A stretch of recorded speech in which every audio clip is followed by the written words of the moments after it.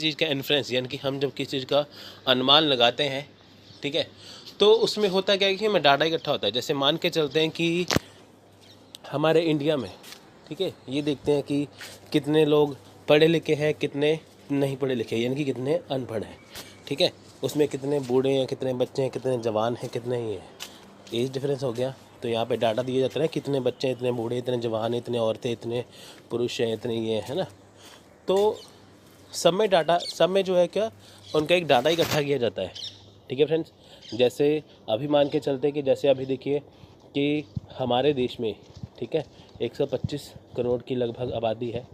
तो जैसे कि आजकल स्मार्टफोन का ज़माना है, तो उसमें से 25 करोड़ यूज़र वो कौन है, वो व्हाट्सएप यूज़र है। यानी कि हमारे देश में व्हाट्सएप यूज़र की संख्या कितनी है, ठीक है, 25 करोड़। अब जैसे हम डाटा इकट्ठा करें कि हमारे देश में इतनी संख्या है, इतनी आदमी है, इतने पुरुष हैं, इतने बूढ़े हैं, इतने जवान हैं, इतने बच्चे हैं, तो स्मार्टफोन किन के पास है, ठीक है, तो कौन कौन व्हाट्सएप यूज़ करता है। तो ये एक सारा जो डाटा इकट्ठा किया जाता है वो एक इन्फ्रेंस के तौर पर, एक अनुमानित तौर पर किया जाता है, ठीक है फ्रेंड्स। जैसे आपने एग्जांपल के तौर पर देखा होगा ना कि एक फैक्ट्री थी 2010 में, फिर 12, 14, 16, 18 ऐसे 2 साल में ग्रो करती रही। वो एक अनुमान था, ठीक है, उस हिसाब से डाटा को देखा जाता है। Data can B obtained from multiple source, example data from running of industry, census, population data etcetera. यानी कि डाटा जो है वो कहाँ से लिया जाता है, वो लिया जाता है अलग अलग सोर्सेज से। जैसे इंडस्ट्री से हो गया कि इंडस्ट्री कैसे ग्रोथ कर रही है, सेंसस पॉपुलेशन यानी कि जो जनगणना है, यानी कि हर 10 साल बाद जो सेंसस बदलता है, ठीक है, जैसे 2011 में लास्ट सेंसस हुआ था, तो अभी 2021 में होगा, ठीक है। तो ऐसे ही मतलब कि पॉपुलेशन के आधार पर जो डाटा देखा जाएगा। फिर interpreting data requires analysing data to infer information from it in order to answer question. यानी कि होता क्या है कि डाटा इंटरप्रिटेशन में आपको एक डाटा दिया जाता है। डाटा क्यों दिया जाता है, क्योंकि फ्रेंड देखिए, डाटा इंटरप्रिटेशन इसलिए ज़रूरी है कि एज ए टीचर अगर आप कहीं पे पढ़ा रहे हो, ठीक है, तो आप उस चीज़ को कैसे समझोगे, ठीक है, तो उसके लिए वो होता है, ठीक है। अगर आप चीज़ को समझ पाओगे तो उस हिसाब से आप स्टूडेंट को करवा पाओगे, ठीक है, इसलिए ये होता क्या है कि आपके सामने डाटा इंटरप्रिटेशन में एक क्वेश्चन रखे जाते हैं, आपको एक सिचुएशन दी जाती है, आपको एक डाटा दिया जाता है, आपके सामने क्वेश्चन रखे जाते हैं, आपको क्वेश्चन पूछा जाता है, ठीक है। क्वेश्चन के हिसाब से आपको उसका आंसर देना होता है। क्वेश्चन बेस्ड किसके ऊपर होता है, वही जैसे मैंने बताया सेंसस, पॉपुलेशन, इंडस्ट्री पे, ठीक है फ्रेंड्स। तो यानी कि आपको जो इन्फॉर्मेशन दी गई है, आपको उस इन्फॉर्मेशन का आंसर देना है question by question. Data can be provided in A number of formats. तो जो डाटा है, ठीक है, वो कई रूप से दिया जाता है। जैसे बार ग्राफ हो गया, टेबल हो गया, लाइन ग्राफ हो गया, पाई चार्ट हो गया, ऐसे, ठीक है। यानी कि आपको डाटा उन्होंने दिखाना है, वो किसी भी रूप में दिखा सकते हैं, किसी भी टाइप में दिखा सकते हैं, चाहे वो बार ग्राफ में हो, चाहे वो टेबल्स में हो, चाहे वो लाइन ग्राफ में हो, चाहे वो पाई चार्ट में हो, ठीक है फ्रेंड्स। तो इससे डाटा को समझने में आसानी होगी। यानी कि हमें क्या शो किया जाता है, हमें की कॉमन चीज़ ही शो की जाती है, डाटा वो दिखाने का तरीका अलग है। कई बार bar chart, tables, line graph और पाई ग्राफ या पाई चार्ट, ठीक है फ्रेंड्स। तो ये है डाटा इंटरप्रिटेशन। तो चलिए नेक्स्ट पढ़ते हैं अब।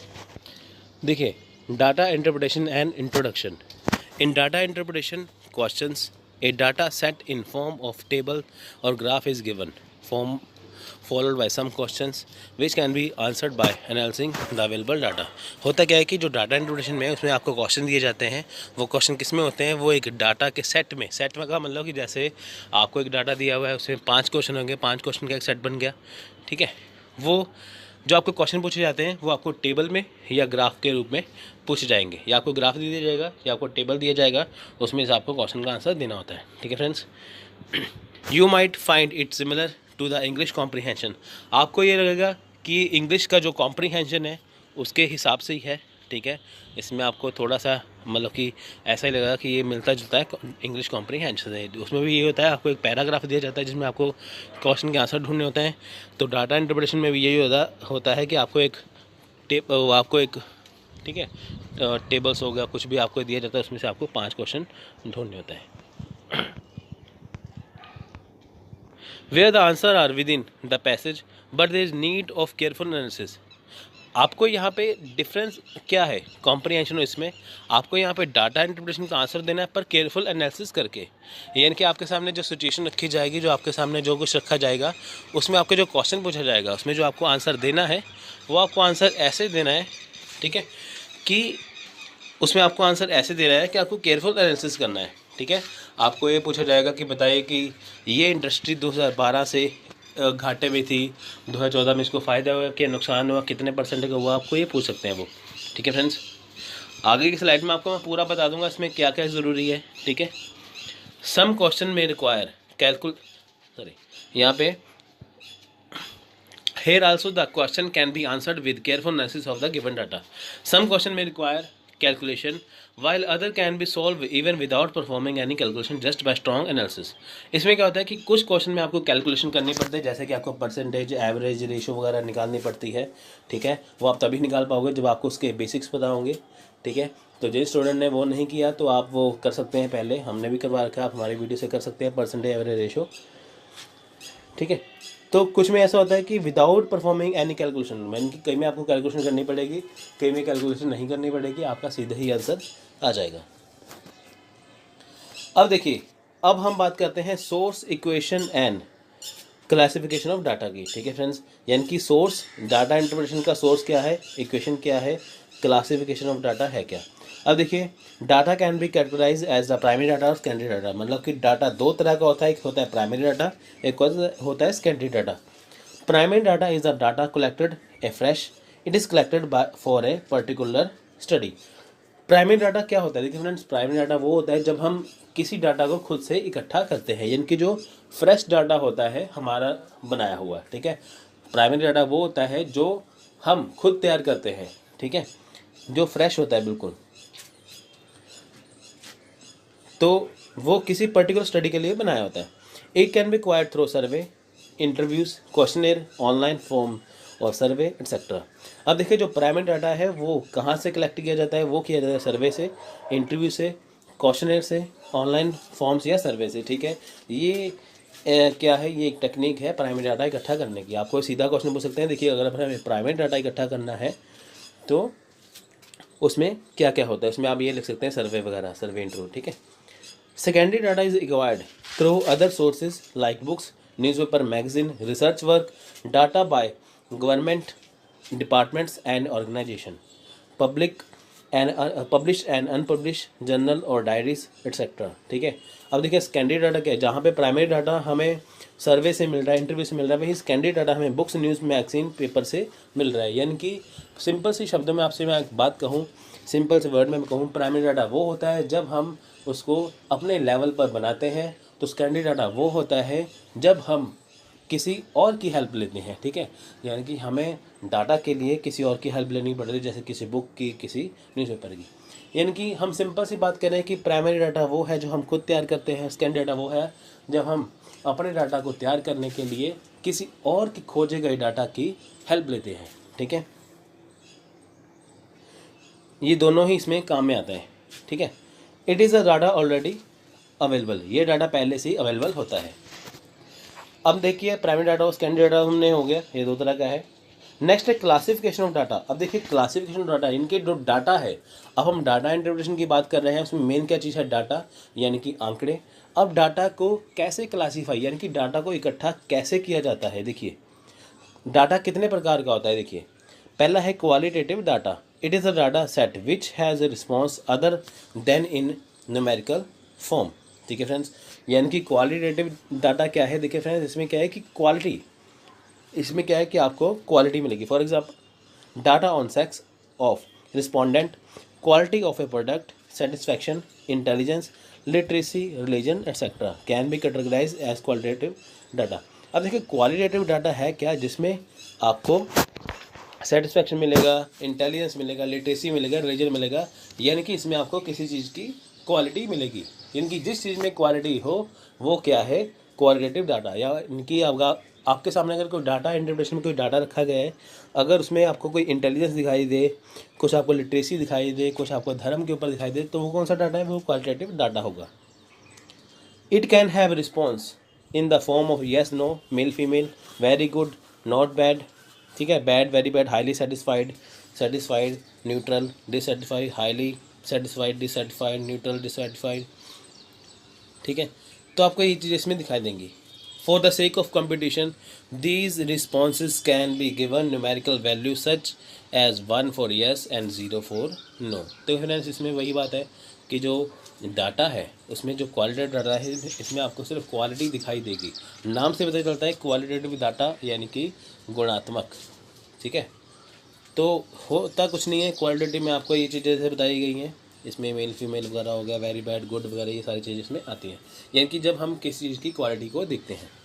नेक्स्ट है क्वांटिटेटिव डाटा। देखिए, such as data set will have numerical value. जिस चीज़ में न्यूमेरिकल वैल्यू आ जाए, गणना आ जाए, कैलकुलेशन आ जाए, वो क्या है? Quantitative data. Data on age, income level, weight, height, area, parameter, price etcetera will have numerical values, so it can be it is quantitative data.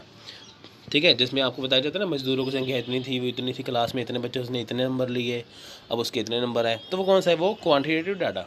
यानी कि जिस डाटा में आपको निकालने के लिए आपको न्यूमेरिकल वैल्यू की यानी कि कैलकुलेशन की ज़रूरत होती है, वो क्या है? Quantitative data. यानी कि परसेंटेज, एवरेज, रेशो, प्रोपोर्शन, ठीक है, standard deviation, variance can etcetera can be calculated from such set of data. यानी कि जिसमें ये चीज़ें आ जाती हैं, परसेंटेज वगैरह, वो क्या है? Quantitative data. डिस्क्रीट डाटा देखिए अब क्या है? Such data set have values in only integers such as data on the number of student in a class can have only a value in whole number। अब देखिए इसमें क्या है? Integers आ जाते हैं, जैसे कि पूरे क्लास में कितने बच्चे थे, ठीक है, उनकी वैल्यू होती है। जैसे कहते हैं ना, क्लास में 50 बच्चे थे, ठीक है, 50 से 60 थे, 70 थे। अब ये नहीं बताया जाएगा कि इसमें 50.1 थे, 51 थे। Discrete data can not have value in fraction decimal. यानी कि डिस्क्रीट डाटा कौन सा आता है? जिसमें वैल्यू दी होती है सिंपल तरीके से, जिसमें फ्रैक्शन नहीं होता। यानी कि आपको सीधा बताया जाएगा 35 बच्चे थे, 40 थे, 50 थे, ऐसे। ठीक है, उसमें पॉइंट नहीं आएगा, यानी कि फ्रैक्शन वैल्यू नहीं आएगी। जिसमें फ्रैक्शन वैल्यू ना आए वो कौन सा है? Discrete data. फ्रेंड्स, आप इसको याद रखना, ये इसको हल्के में मत लेना बिल्कुल भी, क्योंकि एग्ज़ाम में आपको क्वेश्चन पूछा जा सकता है। आप ये मान के चलिए कि सिलेबस हर 2-3 साल में चेंज हो रहा है, इस बार उसका लेवल भी थोड़ा सा हाई होने वाला है। ठीक है, तो आप इसको करके जाना, क्या पता आपको इसमें से क्वेश्चन आ जाए। हमारी कोशिश यही कि हम आपको करवा दें अच्छे से। ठीक है, बाकी आपको करना आपका काम है। नेक्स्ट है कॉन्टीन्यूस डाटा। देखिए, unlike discrete data the values of continuous data can be in fraction और डेसिमल। अब देखिए, जैसे डिस्क्रीट डाटा में जो वैल्यू थी वो फ्रैक्शन में नहीं थी, सीधे सीधे थी। यहाँ पे कॉन्टीन्यूस में क्या है? वैल्यू आपको फ्रैक्शन में या डेसिमल में दी जाएगी। For example, data on weight, height, price, cost, exchange rate etcetera can be decimal value. ठीक है, नेक्स्ट है geographical data. It is data on region और different areas like city, state और nation. It can be used for comparison within the nation और between nation. इसमें क्या है? Geographical data जो किसी जगह के ऊपर, यानी कि कोई रीजन हो, कोई इलाका हो, कोई सिटी हो, स्टेट और नेशन के ऊपर जो दिखाया जाता है। ठीक है, जहाँ पे कंपैरिजन वगैरह हो। टेम्पोरल डाटा और chronological data. It is a data with time element, जिसमें टाइम हो। It is also known as time series data, इसे टाइम सीरीज डाटा भी कहते हैं। Such as data on consumption of chocolate in India from 2000 to 2018। यानी कि chocolate जो है 2000 सन से 2018 तक कितनी कंज्यूम की, कितनी यहाँ पे इसका इस्तेमाल हुआ है। ठीक है, वो होता है chronological data. Chronology friends, simple सी शब्दों में हम कहें, इसको कहते हैं कालक्रम। यानी कि जब चीज़ एक जगह से दूसरी जगह पे स्टार्ट होगी। ठीक है, जैसे हम मान के चलते हैं कि हम मान के चलते हैं ना कि गांधी युग कब था? 1917, यानी कि 1970 से 1947 तक। वो क्या है? वो क्रोनोलॉजिकल डाटा है कि उन 20 सालों में क्या क्या हुआ। ठीक है, data can also be categorise as public data, confidential data, official data. अब देखिए, डाटा को है जो पब्लिक डाटा, कॉन्फिडेंशियल डाटा और ऑफिशियल डाटा भी इसमें भी कैटेगराइज किया जाता है। इनकी पब्लिक डाटा जो पब्लिक के लिए है, कॉन्फिडेंशियल डाटा जो सरकार के लिए होता है, जो सभी को बताया नहीं जाता, ऑफिशियल डाटा, ठीक है, ये भी सरकारी डाटा होता है। अब देखिए, डाटा इंटरप्रिटेशन। ठीक है, हमने यहाँ पे इसका क्या किया है? हमने यहाँ पे इसकी क्लासिफिकेशन की है। अब हम करेंगे, देखिए, डाटा इंटरप्रिटेशन जो है वो कितने टाइप्स का होता है। क्लासिफिकेशन में हमने करा था वर्गीकरण, तो किन किन को डाटा कहते हैं। अब हम जानें कि डाटा रिप्रेजेंटेशन जो कैसे होती है, वो कितने प्रकार की होती है। पहले देखिए raw data can be given in the question, such question can be answered bye constructing A table using the given data. अब देखिए रॉ डाटा क्या है, रॉ डाटा आपको क्वेश्चन में दे रखा होता है, ठीक है। तो जो क्वेश्चन है उनका आंसर देना होता है, ठीक है। जैसे आपको टेबल में जो बताया होता है आपको उस हिसाब से उसका आंसर देना पड़ता है। These questions are generally related to average which can be calculated directly using the frequency table। Raw data में क्या है, कोई क्वेश्चन पूछा जाता है जिसका आपको आंसर देना होता है, इसके लिए आप एवरेज का इस्तेमाल कर सकते हो, आपको इसमें एवरेज ढूंढनी पड़ती है, वो क्या है, रॉ डाटा। नेक्स्ट है tables. Data can also B given in the form of tables। Tables have vertical columns and horizontal row in the which data is stored। अब टेबल्स है क्या, देखिए हमने क्या था ना टेबल्स, अब डाटा आपको टेबल्स में दे रखा होगा। टेबल्स में क्या है, आपको वर्टिकली कॉलम होगा, हॉरिजेंटली कॉलम होगा, वर्टिकली कॉलम होगा, हॉरिजेंटली रोज होगा, ठीक है। तो इसमें डाटा जो दे रखा है, a cell in the table shows a value. देखिए फ्रेंड, इसमें क्या है, आपको जो डाटा दे रखा होगा, ठीक है, वो आपको एक टेबल के रूप में दे रखा होगा। देखिए जैसे आपको ये दे रखा है ना, ठीक है, आपको एक कॉलम रो में दे रखा है ये, ठीक फ्रेंड्स। जो रो 1 में क्या है कि number of boys in row and row 2 में क्या है, नंबर ऑफ़ गर्ल्स। जहाँ पे डार्क एरिया वो नंबर ऑफ़ गर्ल्स का है, ठीक है। तो ये है टेबल्स का, यानी कि जो डाटा आपको ऐसे दिखाई दे वो टेबल्स होता है। अब है bar graph. Here data is represented using rectangular bars which can be horizontal और vertical. Bar graph help in making easy comparison of data. अब देखिए इसमें है क्या, बार ग्राफ में क्या है कि जो आपको डाटा है वो जो रेक्टेंगुलर बार में दिया जाता है वो हॉरिजेंटली और वर्टिकली दोनों में, ठीक है फ्रेंड्स। बार ग्राफ क्या करता है ईजी कंपैरिजन करता है डाटा का, यानी कि बार ग्राफ में आप किसी डाटा का कंपैरिजन कर सकते हो काफ़ी आसान तरीके से। There can be different form of bar graph like stack bar, histogram and so on. यानी कि जो बार ग्राफ है वो काफ़ी तरह का है, जैसे स्टैक बार या हिस्टोग्राम, ठीक है। Stack bar graph, one bar is mounted and another one, where as in a histogram there is no gap between. इसमें कोई गैप नहीं होता है। तो फ्रेंड सिंपल चीज़ आपको मैं बताता हूँ बार ग्राफ होता है क्या है। देखिए जो ऐसा टेबल होता है वो बार ग्राफ होता है, ठीक है। यानी कि अगर आपको ऐसी कोई चीज़ आ जाए वो है बार ग्राफ, ऐसा कोई आ जाए वो होता है टेबल। नेक्स्ट है हिस्टोग्राम। हिस्टोग्राम में आपको ये देखिए पिक्चर में ये ऐसा होता है हिस्टोग्राम में, ठीक है। यानी कि जो सारे डाटा जो आपस में वो जो है लाइनें वो जुड़ी होती हैं, ठीक है। Histogram are use to represent the frequency of data set belonging to class interval. It look similar to bar chart but there is no gap between the bar से सैम्पल में। देखिए इसमें क्या है कि गैप है, जिसमें गैप हो वो बार ग्राफ है, जिसमें गैप ना हो वो क्या है, हिस्टोग्राम है। पाई चार्ट, देखिए pie chart is the form of a circular divide. देखो फ्रेंड्स पाई चार्ट क्या है, पाई चार्ट में आपको या परसेंटेज दिया होगा या आपको डिग्री दिया होगा, आपको दो ही चीज़ दिया होगा, परसेंट या डिग्री। वो आपको पाई चार्ट कैसे दिया होगा, देखिए वो आपको दिया होगा ऐसे, ठीक है, गोल्स सर्कल में दिया होगा आपको वो, ठीक है फ्रेंड्स। देखिए आपको जो ये डॉगनेट चार्ट है ये पाई चार्ट है नीचे। पाई चार्ट देखिए ऐसा होता है, ठीक है। जहाँ पे आपको बताया जाता है ना कि एक क्लास में एक बच्चे ने मैथ में इतने नंबर लिए, साइंस में इतने लिए, इंग्लिश में इतने लिए, है ना। आपके परसेंटेज में पूछ सकते हैं, फिर आपको डिग्री में पूछ सकते हैं, कोई भी। ये होता है पाई चार्ट, ठीक है। तो नेक्स्ट है ये लाइन ग्राफ। लाइन ग्राफ में देखिए क्या है, लाइन ग्राफ में देखिए फ्रेंड्स, लाइन ग्राफ में कुछ नहीं है, जो आपको जो डाटा शो किया जाता है वो शो किया जाता है लाइन में ऐसे, ठीक है, आप ये देख सकते हैं। तो ये टाइप्स हैं डाटा इंटरप्रिटेशन की, यानी कि आपको डाटा दिखाया जाता है किसी भी रूप में तो वो इन सभी चीज़ों में होता है, ठीक है फ्रेंड्स। इसमें फ्रेंड्स जैसे कि जिन लोगों ने मेरे प्रीवियस जो पार्ट्स हैं जिसमें ratio and proportion and average वगैरह है, उन जिन लोगों ने नहीं देखा कृपया पहले वो देख लें, ताकि आपको ये पता लग जाए कि रेशियो क्या होती है और एवरेज क्या होती है। तो फ्रेंड्स आज डिस्कस करने जा रहे हैं जो हमारे पास जो फर्स्ट जो क्वेश्चन है। जैसे आपको एक चार्ट दे रखा होगा, तो यहाँ पर ये ऊपर वाली जो इन्फॉर्मेशन है, the number of executive recruited by 6 different organisation over the year, ठीक है जी। अब इसमें आपको यहाँ पर ऑर्गेनाइजेशन दे रखी है PQRSTU, और यहाँ पर उनके ईयर्स दे रखे हैं। ये number of executive recruited by 6 different, recruit का मतलब होता है जो आप नई रिक्रूटमेंट मतलब नए एम्प्लॉयज़ आप रखते हो अपनी कंपनी में, ऑर्गेनाइजेशन में।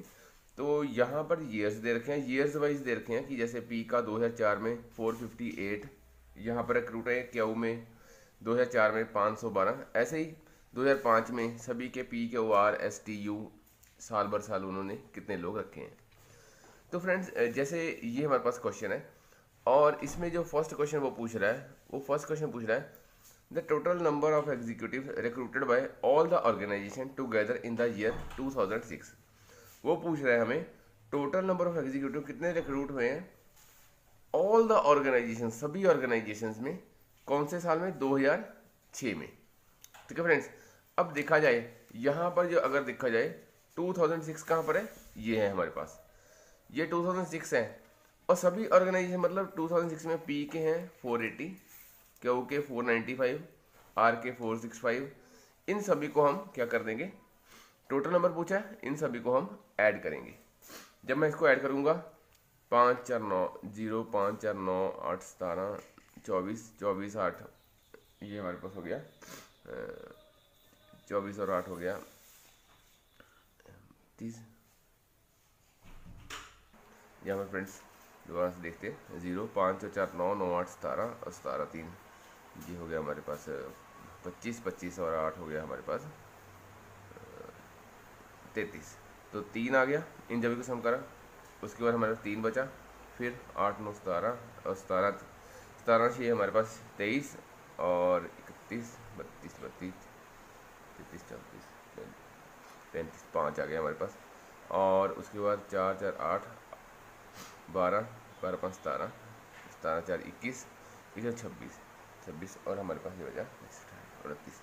तो फ्रेंड्स जब हमने इसको टोटल लगाया है इन सभी को, तो ये हमारे पास आया 2953। और उसने क्वेश्चन में क्या पूछा है, हमारे पास यही पूछा है कि total number of executive recruited by all the organisation together in the year 2006। तो हमारा आंसर क्या आ गया 29 ये नहीं था फ्रेंड्स, यहाँ पर आया हमारे पास आंसर 5, नन ऑफ दीज आएगा क्योंकि यहाँ पर 2953 जो है किसी में भी ये आंसर अवेलेबल नहीं है, तो 25 it means none of these. अब नेक्स्ट क्वेश्चन में उसने पूछा friends total number of what is the total number of executives recruited by organization U in the year 2007 and 2009 together to the total number of executives recruited by the organization P in the same year। Friends इस ratio में क्या करना होता है, जब भी बात है ना रेशियो, इट मीन जो फर्स्ट वैल्यू है वो आप ऊपर रखोगे और जो सेकंड वाली वैल्यू है 2 के बाद वाली वो आप नीचे रखोगे। तो वो कह रहा है कि total number of executive recruited by organisation U ने जितने भी ऑर्गेनाइजेशन ने जो एम्प्लॉय एग्जीक्यूटिव्स हैं रिक्रूट करे हैं 2007 में और 2009 में टुगेदर, मतलब दोनों का सम कर लेंगे, उसका सम का यहाँ पर 2007 के आ जाएंगे सारे और यहाँ पर 2008 के आ जाएंगे, और नीचे क्या आ जाएंगे पी के कितने रिक्रूट करे हैं 2007 और 8 में। ठीक है जी, 2008 में, तो यहाँ पर पी के आएंगे, यहाँ पर यू के आएंगे। ठीक है जी, 2007 और 8 में। अब पहले हम क्वेश्चन की ओर चलते हैं। देखिए पहले वो यू के कह रहा है, यू ये हो गया 2007 में यू का एक ये वैल्यू होगी और दूसरी 2009 में ये वैल्यू होगी। तो यहाँ पर हमारे पास आया 3534 प्लस 510। ठीक है जी, इसको हम प्लस करेंगे तो ये हमारे पास आ गया 1044। ये यू के आ गए 2007 में भी और 2009 में भी। अब उसके बाद एक वो पूछ रहा था कि पी के 2007 में और 2009 में, इसको भी ऐड कर लेते हैं। 506 प्लस 492, ये अब आ गया हमारे पास 998। अब देखिए ये हमारे पास आ गए पी के 2007 और 9 में, ये आ गए हमारे पास यू के 2007 और 9 के। तो हम क्वेश्चन की ओर चलते हैं। तो फ्रेंड्स रेशियो वाले क्वेश्चन को हमेशा एक लाइन में सॉल्व करना है आपने।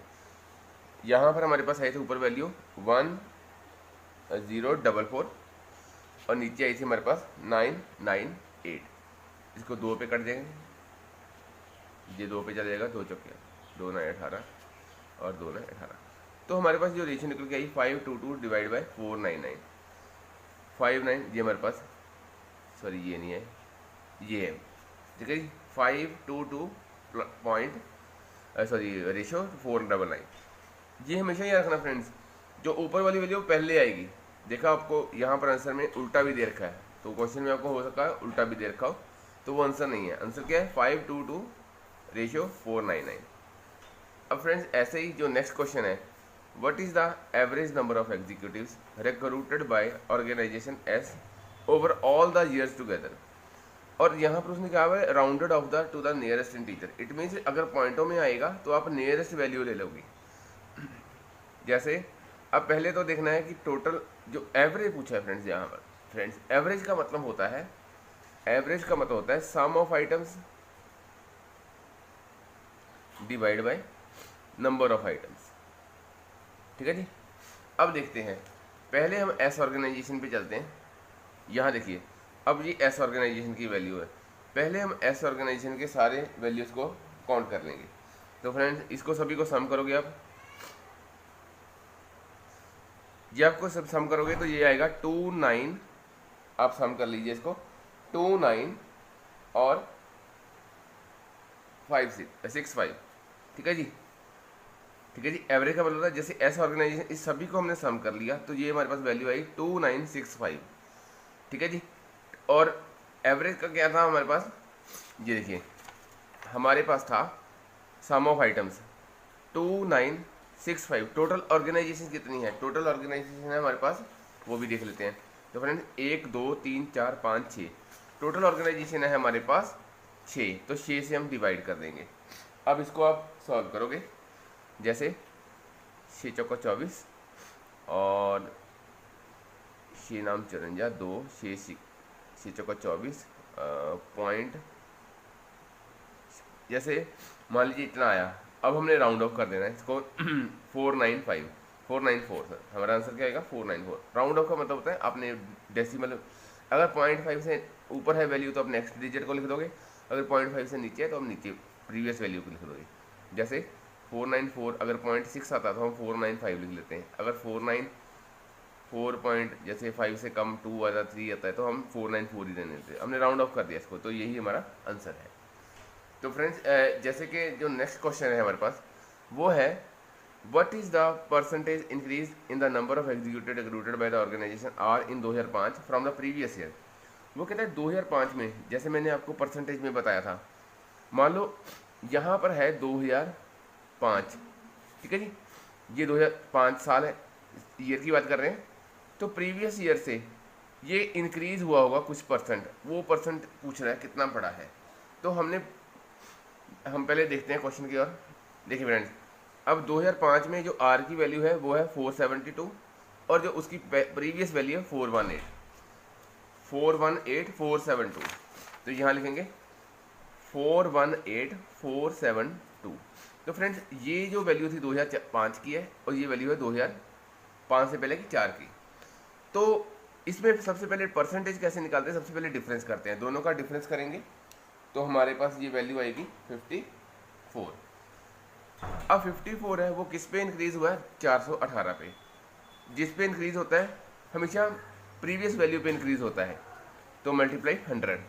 जब आप इसको सॉल्व करोगे तो ये हमारे पास निकल के आएगा 12.92। ठीक है जी। आप इसको सॉल्व कर लीजिए। देखिए फ्रेंड्स क्या करा क्या है हमने, बेसिक कंसेप्ट क्या, दोनों का डिफरेंस होता है। जैसे मेरे पास 100 है, 10% इंक्रीज 10, अगर मेरा 100 से 110 बन गया, इट मीन्स मैंने कितने पैसे कमाए, 10 रुपये। लेकिन कमाए किस पे है, 100 पे कमाए ना। तो इसी में क्या कर रहे हैं, डिफरेंस क्या है 54 किस में इंक्रीज हुआ है 4। सबसे पहले मेरे पास वैल्यू कितनी थी 418, तो 418 जो है वो 54 पे इंक्रीज हुआ है। तो हमने क्या करा, डिफरेंस डिवाइड बाय जिस पे इंक्रीज करा है, मल्टीप्लाई 100। ऐसे ही फ्रेंड्स जैसे number of executive recruited by organisation T in the year 2008। जैसे फ्रेंड्स एक और इम्पोर्टेंट, जहाँ पर लिखा है 2008 approximately what percent of total number of executive. जब भी ऐसे दे रखा हो A is what percent of B, इसका मतलब होता है A divide by B multiply 100। Simple, बहुत सिंपल, ये क्वेश्चन हमेशा आता है। What percent in the 2008 approximately what A is approximately what percent of total number of executive recruited by all the organisation in that year. अब देखिए पहले T पे चलते हैं।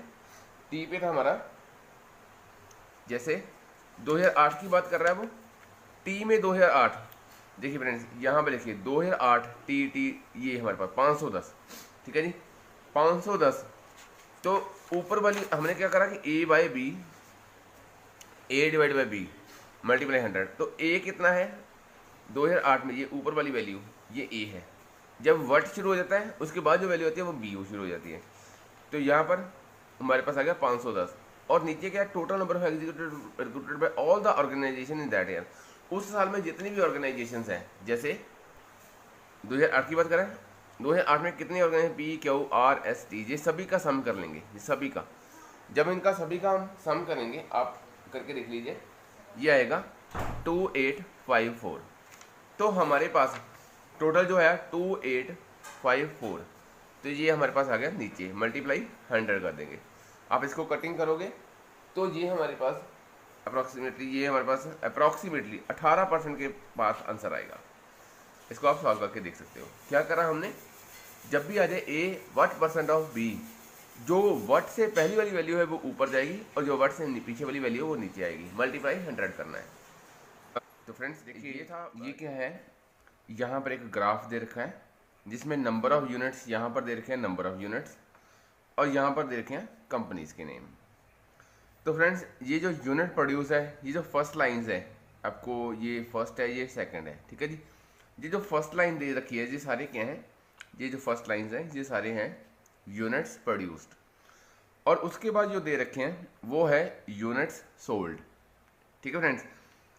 अब इस क्वेश्चन में क्या पूछा उसने, सबसे पहले what is the average number of units sold by all the companies together, पूछा उसने है एवरेज। एवरेज मैंने ऑलरेडी आपको बता रखा है कि एवरेज का मतलब होता है sum of items divide by number of items. अब यूनिट सोल्ड, देखिए यूनिट सोल्ड कौन सा है, ये सेकंड नंबर की जो बार्स है सारी, ठीक है जी। अब इसका वो एवरेज पूछ रहा है। सबसे पहले हम इनका सभी का सम करेंगे। जैसे ये मेरे पास है, जैसे यूनिट सोल्ड है, ये है, देखिए ये क्या है, ये 600 है, ये 700, इसके मिडल में है ये, तो ये कितना है 650। उसके बाद बी का कितना है, बी है हमारे पास 300। उसके बाद सी में हमारे 150, और डी में हमारे पास 450। उसके बाद ई में है हमारे पास 300, और उसके बाद एफ के पास हमारे पास है 400। टोटल कितने हैं, 1 2 3 4 5 6, sum of item divide by total जो number of item. Number of item कितने हैं, 6 जने हैं, 1 2 3 4 5 6, जैसे हम एवरेज निकालते हैं। इसको सॉल्व करेंगे, आप इसको सम कर लीजिए, 6 3 9 9 1 10 10 4 14 14 15 16 17 18 19 20 21 21 50 50 22 2250 आया ये हमारे पास, और 6 से डिवाइड करेंगे तो 6 3 18, और उसके बाद 6 7 42, और 6 42 और 6 50 30। तो फ्रेंड्स हमारे पास आया 375। एवरेज क्या है फर्स्ट क्वेश्चन का, एवरेज क्या होता है फ्रेंड्स, अक्सर ये क्वेश्चन में पूछ ही लेता है, sum of items divided by number of items. तो फ्रेंड्स सेकंड क्वेश्चन में उसने पूछा है which company the highest percentage of sale with respect to its production. कहने का मतलब कि हमने परसेंटेज की सेल कितनी ज़्यादा हुई है प्रोडक्शन के कंपैरिजन में, कौन सी कंपनी है। देखिए फ्रेंड्स यहाँ पर 900 है और यहाँ पर 650 है, तो यहाँ पर जो सेल है 650 की है, यहाँ पर सेल्स देखिए बहुत ज़्यादा डिफरेंस है, 300 है, यहाँ 150 है, यहाँ 450 है, और यहाँ पर अगर फर्स्ट का हम देखें कि सेल, देखिए सेल हुई है 650 900, देखिए परसेंटेज कैसे निकालते हैं, 900 और उसके बाद 650, ठीक है जी, और डिवाइडेड बाय 900 मल्टीप्लाई 100, ठीक है जी। तो ये हमारे पास डिफरेंस निकल के आया, ये 00 से 00 कट जाएगी। फ्रेंड्स यहाँ पर थोड़ा सा ठीक कर लीजिए, नहीं वो क्वेश्चन में क्या पूछ रहा है, वो पूछ रहा है the percentage of sale with respect to, sale कितनी हुई है यहाँ पर, देखिए सेल हुई है 650 और प्रोडक्शन कितनी हुई है, प्रोडक्शन हुई है 900 मल्टीप्लाई 100, तो 00 से 00 कट जाएगी, ये जाएगा 9 7 63 एंड इसका 20 9 दूनी 18, 72 कुछ परसेंटेज आ जाएगा ए का।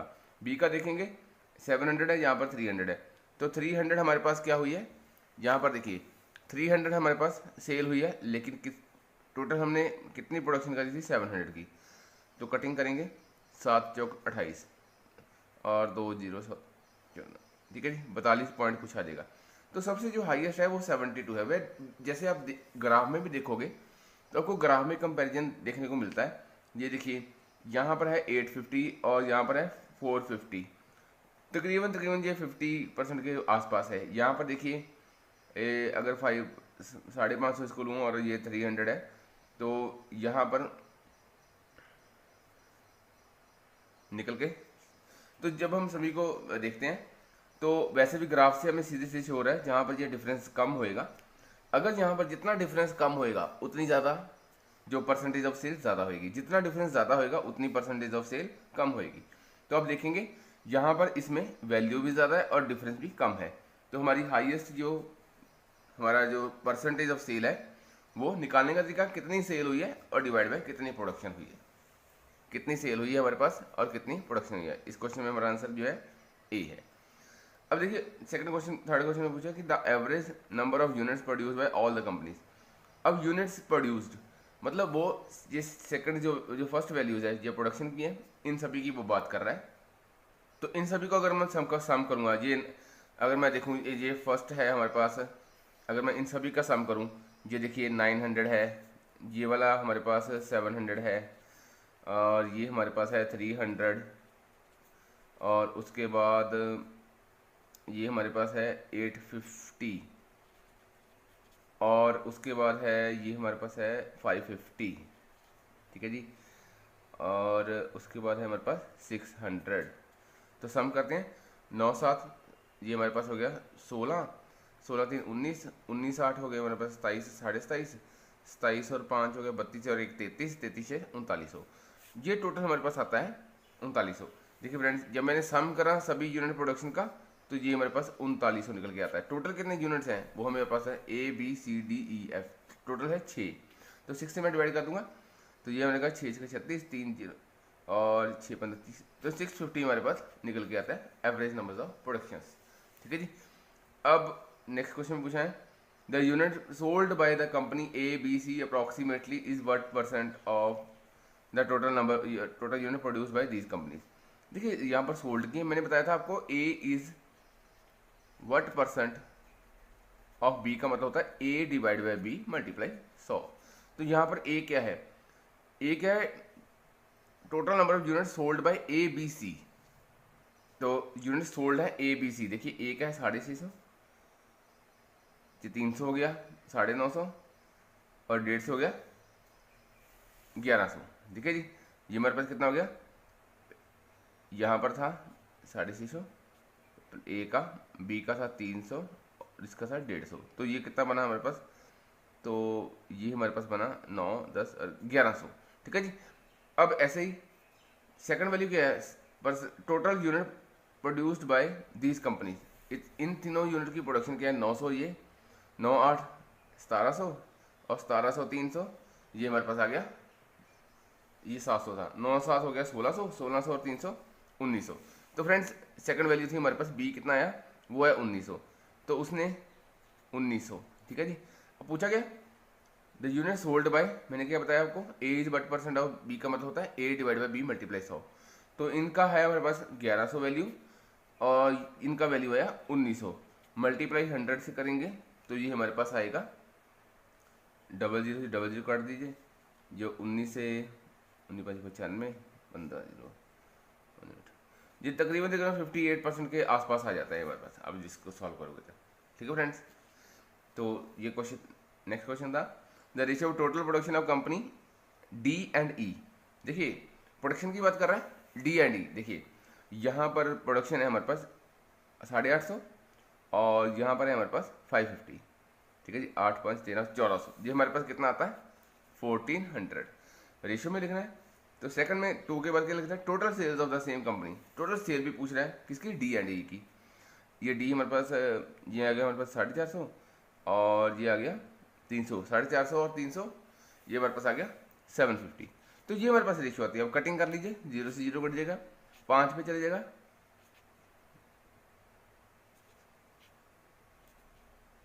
5 एकम 5, और ये हमारे पास आया 28:15। तो ये हमारे पास है जो क्वेश्चन देख रहे हो। यहाँ पर हमें दो डायग्राम्स दे रखी है। देखिए, distribution of students at graduate level and post graduate level in 7 institutes.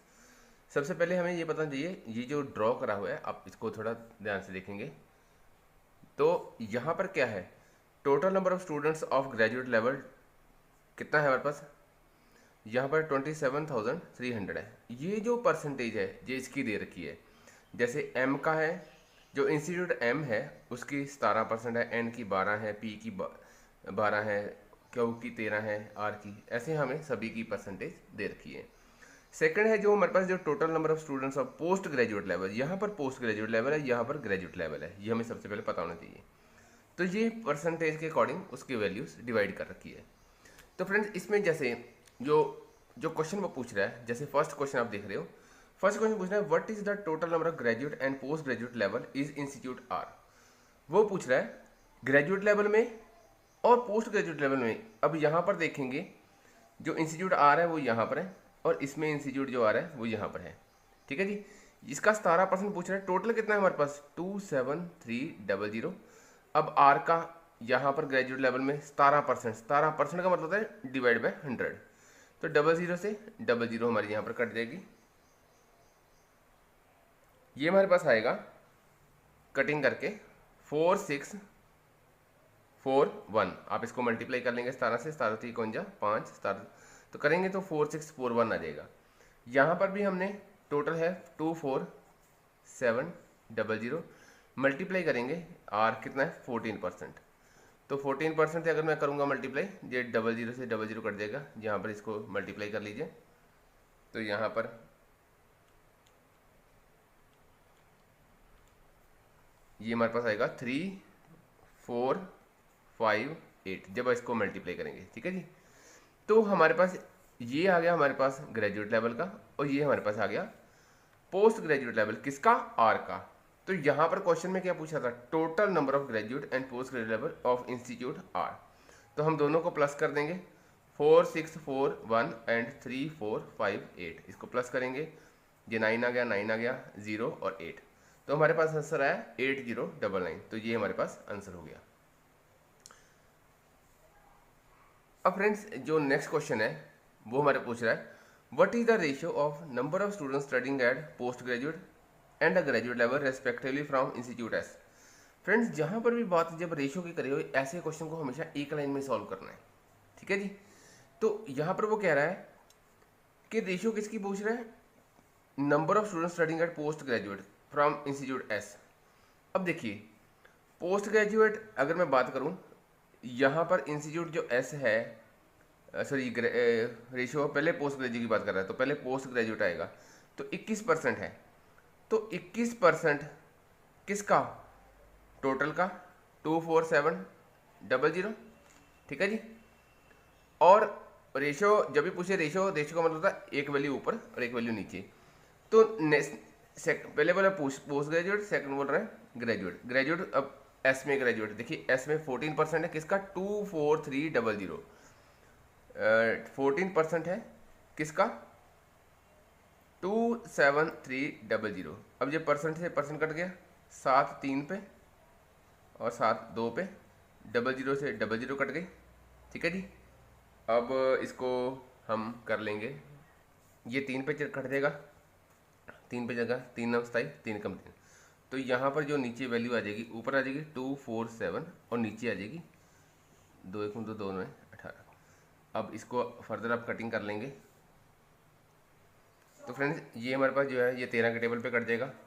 तो 13 के टेबल पे कटेगा, ये 19 आ जाएगा, और ये यहाँ पर फ्रेंड्स 2 था। ठीक है, तो ये 13 के टेबल पे कट जाएगा, तो यहाँ पर आ जाएगा हमारे पास 19:4। जब भी रेशियो वाला क्वेश्चन आना फ्रेंड्स, जो पहले वैल्यू दे रखी है वो ऊपर, जो बाद में वैल्यू दे रखी है वो नीचे, एक ही लाइन में आपने इसको सॉल्व करना है। ठीक है फ्रेंड्स, जैसे आगे भी क्वेश्चन आएगा वो आपको कराऊंगा। जैसे अब थर्ड क्वेश्चन है, how many students of institute M and S are studying at graduate level. अब फ्रेंड्स ये क्वेश्चन देखिए, वो कह रहा है कि जो ग्रेजुएट लेवल है, जो हमारे पास यहाँ पर ग्रेजुएट लेवल है ना, वहाँ पर वो M एंड S का पूछ रहा है, ठीक है जी। ऐसा नहीं है कि मैं M का पहले करूँगा और S का बाद में करूँगा, ऐसे नहीं है, पहले मैं दोनों को सम कर लूँगा, मैं M प्लस S दोनों कर लूँगा। जैसे M का है 17 और S का है 14, ठीक है जी। मैं क्या करूँगा, 17 सॉरी M का था हमारे पास 17 प्लस 14, तो ये हो गया 31%। इकट्ठा मैंने M एंड S का 31% हो गया मेरे पास ग्रेजुएट लेवल पे। अब 31% मैंने निकालना है। 31% किसका निकालना है, टोटल वैल्यू कितनी थी हमारे पास ग्रेजुएट लेवल की, 27300। इसको सॉल्व करेंगे, जब आप इसको सॉल्व, ये परसेंट का मतलब 1/100, ये 2 जीरो से 2 जीरो कट जाएगी। 31 का टेबल हम यहाँ पर रीड करेंगे, आप इसको मल्टीप्लाई करोगे तो हमारे पास जो आंसर निकल के आएगा वो आएगा 8463। तो ये हमारे पास आंसर आएगा 8463। तो जैसे हमारे पास ऐसे ही एक और क्वेश्चन है रेशियो वाला। देखिए, ratio between number of students studying at post graduate level from institute S. अब पोस्ट ग्रेजुएट लेवल, अब देखिए फ्रेंड्स, पोस्ट ग्रेजुएट लेवल यहाँ पर था हमारे पास, हम यहाँ पर देखते हैं क्वेश्चन को। ये देखिए, जो वो क्वेश्चन का पूछ रहा है, the ratio between the number of students studying at post graduate level. अब देखिए, पोस्ट ग्रेजुएट लेवल में क्या था, पोस्ट ग्रेजुएट लेवल में कौन सा इंस्टीट्यूट एस की बात कर रहा है, तो यहाँ पर 21% है। The ratio between total number of students from institute S the number of students studying at graduate level from institute क्या हो। तो रेशियो पूछ रहा है, रेशियो को कैसे करेंगे। अब देखिए, ये हमारे पास क्वेश्चन था, रेशियो को करेंगे कैसे करेंगे। सबसे पहले मुझे लेना है पोस्ट ग्रेजुएट फ्रॉम एस। ये पोस्ट ग्रेजुएट है फ्रॉम एस, एस कितना है 21%। 21% किसका, टोटल 24700। और उसके नीचे क्या है, number of students graduate level from Q. अब यहाँ पर देखिए क्यू में कितना है 13%, तो नीचे कितना आएगा 13%। टोटल कितने स्टूडेंट्स ग्रेजुएट लेवल में 27300। तो ये 00 से 00 कट जाएगी, 00 ये कट गया हमारे पास। और उसके बाद अब इसको कटिंग कर लेंगे, ये 21 पे कट जाएगा। ये देखिए 21 एकम 21 और यहाँ पर 6 और 21 3 63 हो गया, 13 बच गया। यहाँ 13 कट जाएगा, 13 एकम 13 और 117, 13 होना है 117, तो 19:13 हमारे पास आ जाएगा आंसर। नेक्स्ट क्वेश्चन है कि total number of students studying at graduate level from institute M and N। अब M एंड N की इकट्ठी करें, मैं M अलग से और M एंड P। अब N अलग से और P अलग से नहीं करूँगा, मैं पहले N एंड P को ऐड कर लूँगा।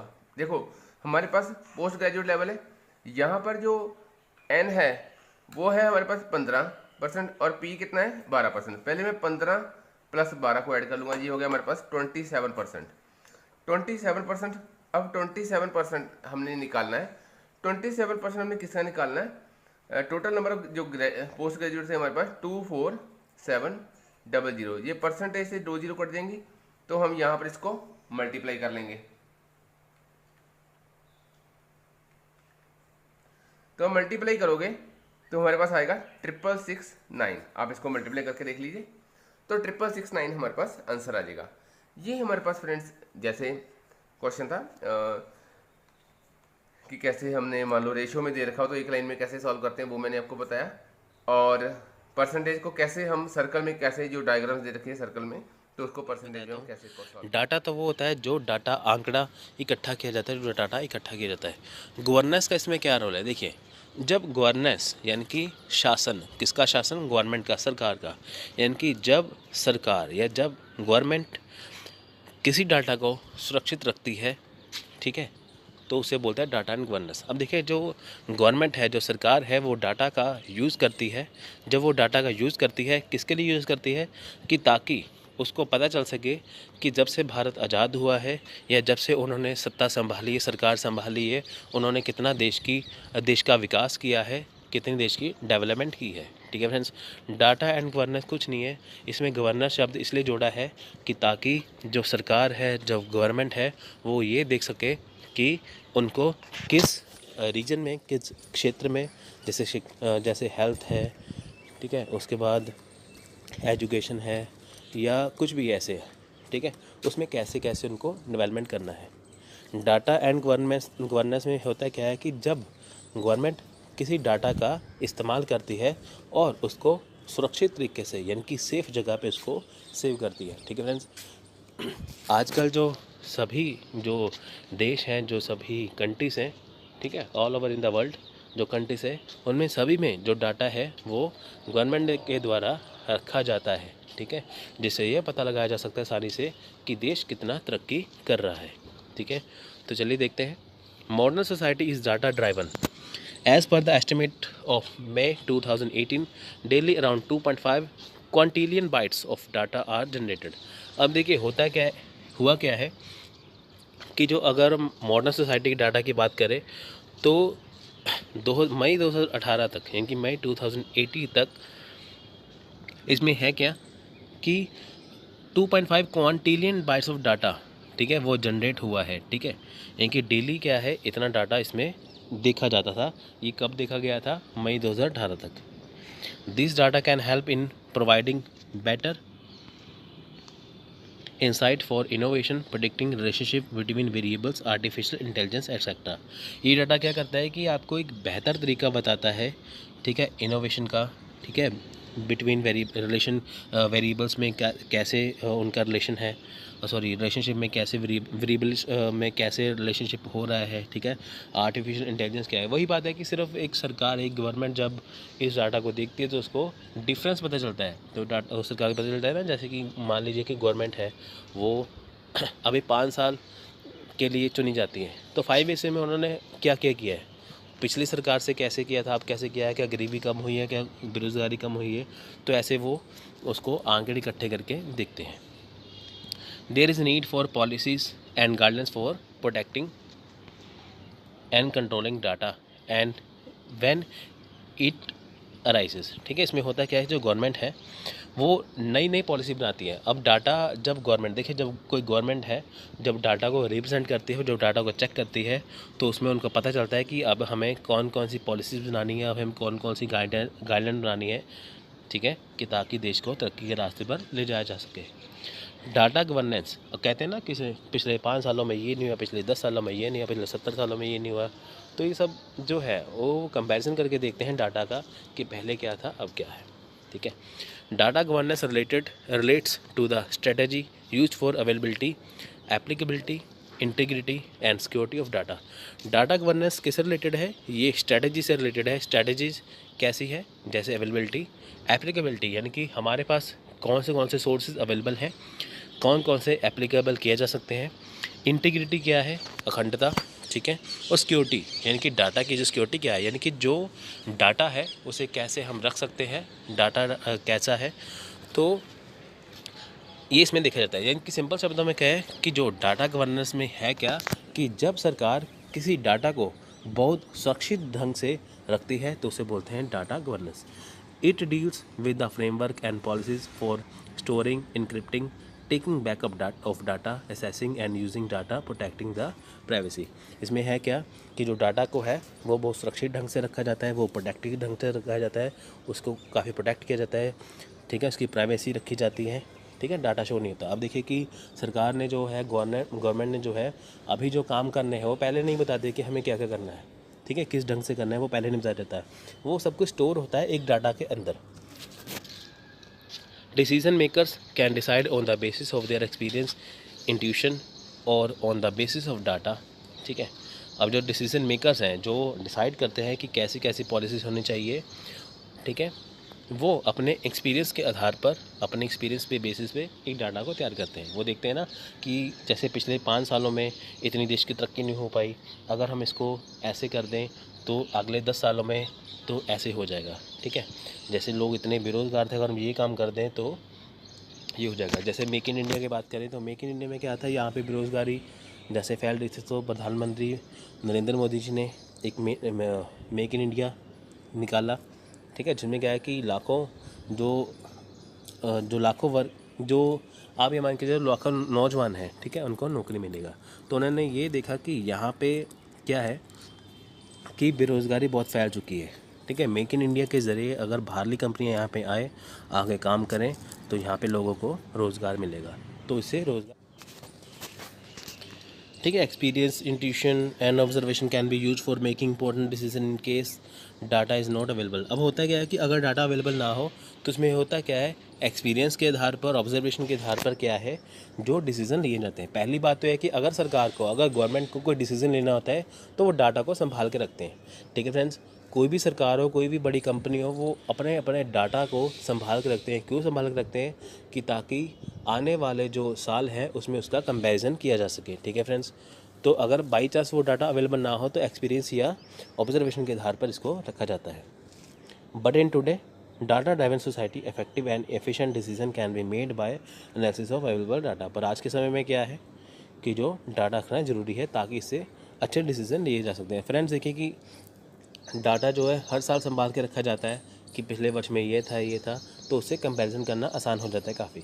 Data can be use for framing policies as it can be use to analysis the extent for of the problems and related factor. अब इसमें क्या है कि डाटा को है जो यूज़ किया जाता है पॉलिसीज़ के लिए, उसमें जो जो प्रॉब्लम आती है उसको देखा जाता है, वो प्रॉब्लम्स क्यों है, उसका समाधान कैसे है, उसका हल कैसे है, उसका सोल्यूशन कैसे है, इसमें दिखा जाता है। Like if the data shows that poor people have lower education level and poor health then policies for better education and health can be framed। जैसे एग्जांपल के तौर पे मान के चले कि डाटा ये शो करे कि जो गरीब लोग हैं उनको एजुकेशन जो है वो लोअर क्वालिटी की मिल रही है।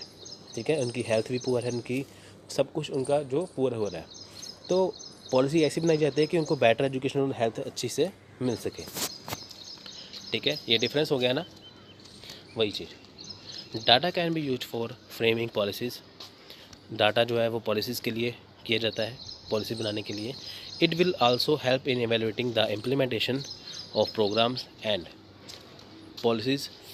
ठीक है, अभी होता क्या है कि ये जब कोई सरकार पॉलिसी बनाती है तो उसको इम्प्लीमेंट करने के लिए कैसे इम्प्लीमेंट करना है, कैसी पॉलिसी बनानी है, इसके लिए डाटा को देखा जाता है। For example data can be collected on the availability of mid day meals in school. अब देखिए, जानते हैं कि जैसे डाटा जो है वो मिड डे मील के लिए होता है कि जो मिड डे मील होता है ना, दोपहर का खाना जो स्कूल में मिलता है, अगर उसका डाटा इकट्ठा करना हो, वहाँ पे health status of children who eat mid day meal at school. अब इसमें देखा जाता है कि जिन बच्चों को मिड डे मील मिल रहा है तो वो उनके लिए हेल्दी है कि नहीं है।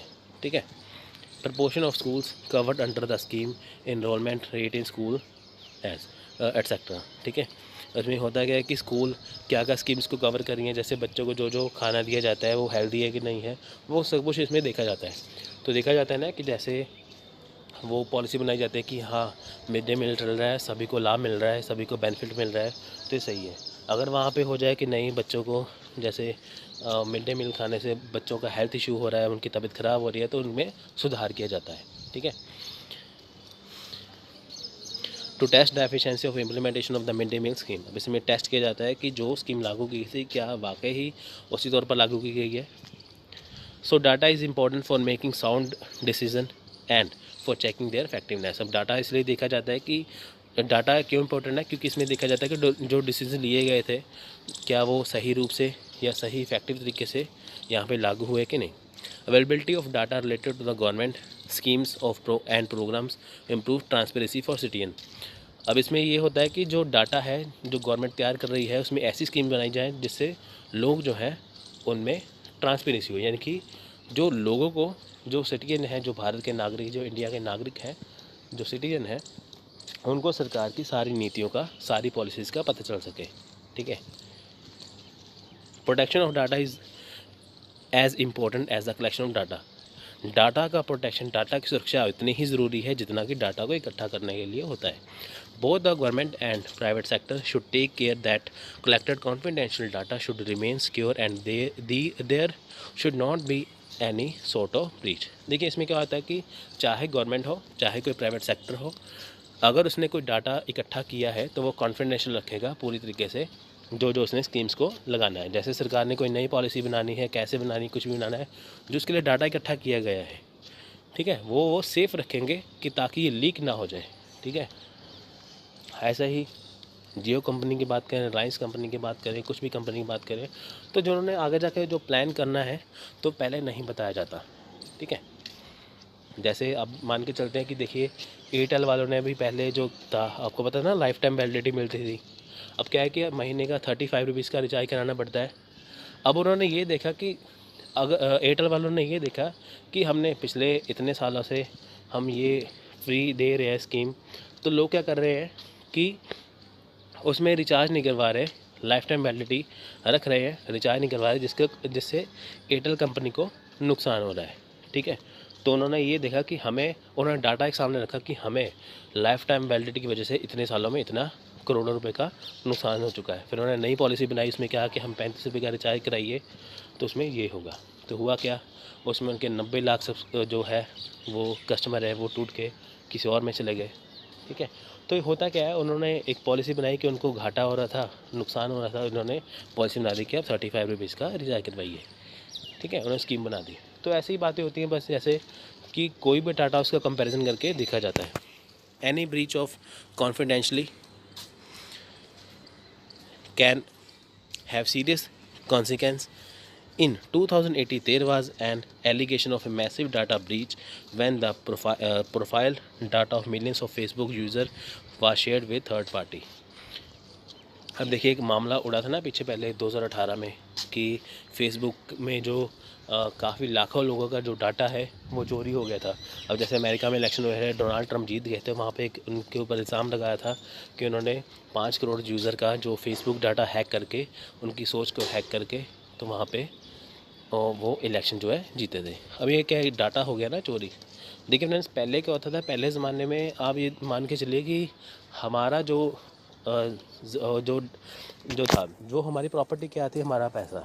आजकल आपकी प्रॉपर्टी क्या है, आपका डाटा जो आपके फ़ोन में सेव है। आपके फ़ोन में क्या सेव है, आपके फ़ोन में आपका डाटा सेव है, आपकी फ़ोटो सेव है, आपका अकाउंट नंबर सेव है, आपका पासवर्ड सेव है, सब कुछ सेव है। ठीक है, अगर आपका डाटा चोरी हो जाए तो आप बहुत बड़ी मुसीबत में पड़ सकते हैं। तो ऐसे ही सरकार का डाटा अगर चोरी हो जाए तो सरकार की नीतियाँ भी ठप हो सकती हैं। जैसे विकीलीक्स ने क्या किया था, विकीलीक्स का आपको सभी को नाम पता ही होगा कि उसने अपनी जो सरकार अमेरिका का है, इंडिया का है, कि कई कंट्रीज़ का उसने डाटा जो है वो लीक कर दिया था। ठीक है, such manipulation can be use to introduce users to purchase a particular product, to download certain apps, to vote for a particular party. ठीक है, इसमें क्या है कि फेसबुक की बात हम कर रहे थे। इसमें क्या होगा था, फेसबुक का डाटा चोरी होगा। वो कैसे चोरी होगा था, किसने वहाँ पे आ गया कि यहाँ पे आप ये फॉर्म भरिए, ये ऐप डाउनलोड करिए, आपको ये मिलेगा वो मिलेगा। उससे क्या होगा कि डाटा चोरी हो गया। ठीक है, यानी कि डाटा आजकल सबसे सुरक्षित चीज़ है। ठीक है, तो फ्रेंड्स रहेगी डाटा एंड गवर्नेंस की। डाटा एंड गवर्नेंस में कुछ चीज़ नहीं है, बस यही चीज़ है कि डाटा गवर्नेंस में है क्या कि जब गवर्नमेंट, ठीक है, जब गवर्नमेंट अपने डाटा को यूज़ करती हैं लोगों के लिए, क्यों यूज़ करती है कि ताकि वो कंपैरिजन कर सके पिछले सालों में क्या क्या हुआ है, कहाँ कहाँ कमियाँ हैं, क्या क्या पॉलिसी बनानी है। ठीक है, वो डाटा को सुरक्षित रखती है।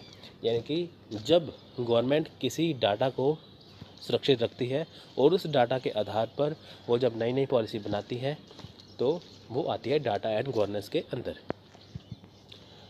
तो अब हम बात करेंगे, देखिए, data.gov.in is a joint initiative of government of India and US government. अब देखिए, भारत सरकार और अमेरिका की सरकार ने ये data.gov.in बनाया है कि जॉइंट इनिशिएटिव है। ठीक है, it is a platform of for open data related to government and various department. अभी ये क्या है, एक प्लेटफॉर्म है किसके लिए, एक ओपन डाटा। ठीक है, किसके लिए, सरकार के लिए। ठीक है, जिसमें वेरियस डिपार्टमेंट बनाए गए हैं, आप इसमें कोई भी डाटा जो है वो देख सकते हैं। It is aim at improving transparency in the working of the government. इसमें ये क्यों बनाया गया है कि ताकि जो सिटीजन है, चाहे अमेरिका के चाहे इंडिया के, वो उनके लिए जो बनाए वो स्कीम्स बनाए जा रहे हैं उनके साथ वो आसानी से जुड़ पाए। ठीक है, सरकार कैसे काम कर रही है वो उनमें इंटरेस्ट ले सके। The data available at this portal can be use by researcher, analyst, teachers, department etcetera. इसमें क्या है कि डाटा को है वो यूज़ कर सकता है रिसर्चर। ठीक है, एक एनालिसिस कर सकता है, जो एनालिस्ट होता है वो एनालिस्ट। ठीक है फ्रेंड्स, टीचर्स, डिपार्टमेंट वगैरह इसको यूज़ कर सकते हैं कई कामों के लिए। The different module of the open government data platform. अब देखिए कि डिफरेंट मॉड्यूल है ओपन गवर्नमेंट डाटा के, कौन कौन से देखिए। डाटा मैनेजमेंट सिस्टम यानी कि DMS, ये क्यों बनाया गया है, for contributing data and making it available online. यानी कि ये क्यों बनाया गया है कि इसमें डाटा को कंट्रीब्यूट किया जा सके। ठीक है, और ये ऑनलाइन अवेलेबल होता है। Content management data managing the content and functionalities. अभी कंटेंट मैनेजमेंट डाटा क्या है, नाम से ही होता है कि ये डाटा को कंटेंट को मैनेज करता है कि क्या दिखाना है, ठीक है, कितना दिखाना है। विजिटर रिलेशनशिप मैनेजमेंट यानी कि VRM for collecting viewer feedback. अब देखिए कि जो इस डाटा को देख रहे हैं उनका फीडबैक कैसा है, उनको डाटा अच्छा लगा या नहीं, कंटेंट अच्छा लगा या नहीं, उनका फीडबैक लेना। नेक्स्ट है community for user to interact with other user. इसमें क्या है कि यूज़र इंटरेक्ट करे अदर यूज़र को, उनके बारे में बता सके, ठीक है, होता है कम्युनिटी।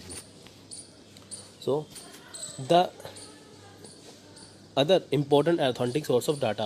अब देखिए जो अदर सोर्सेज क्या है, वो है पॉपुलेशन सेंसस यानी कि जनगणना, ठीक है, जो हर 10 साल में बदलती है, 2011 में थे, अब 2021 में आएगी। फिर है इकोनॉमिक सर्वे ऑफ इंडिया, यानी कि जो डाटा है वो कहाँ से लिया जा सकता है। अगर कोई भी सरकार है वो डाटा कहाँ से इकट्ठा करेगी, पॉपुलेशन सेंसस है, हमारे देश में इतनी आबादी तब इतनी है, अब इतने गरीब थे, इतने अमीर हैं, हमारे देश में इतनी बेरोज़गारी तब इतनी है, वो पॉपुलेशन सेंसस से डाटा इकट्ठा कर सकते हैं। इकोनॉमिक सर्वे ऑफ इंडिया से इकट्ठा कर सकते हैं कि भारत की आर्थिक स्थिति कैसी है, इसमें बताया जाता है। सिविल रजिस्ट्रेशन सिस्टम से, national sample survey and sample registration system से, ठीक है, जिसे SRS कहते हैं। नेशनल फैमिली हेल्थ सर्वे से, NFHS से, district level household survey से, RBI डाटा बेस से। नेक्स्ट है ministry of statistics and programme implementation data set से, gateway of India earth observation, ठीक है, यानी कि जो ISRO द्वारा ISRO द्वारा जो है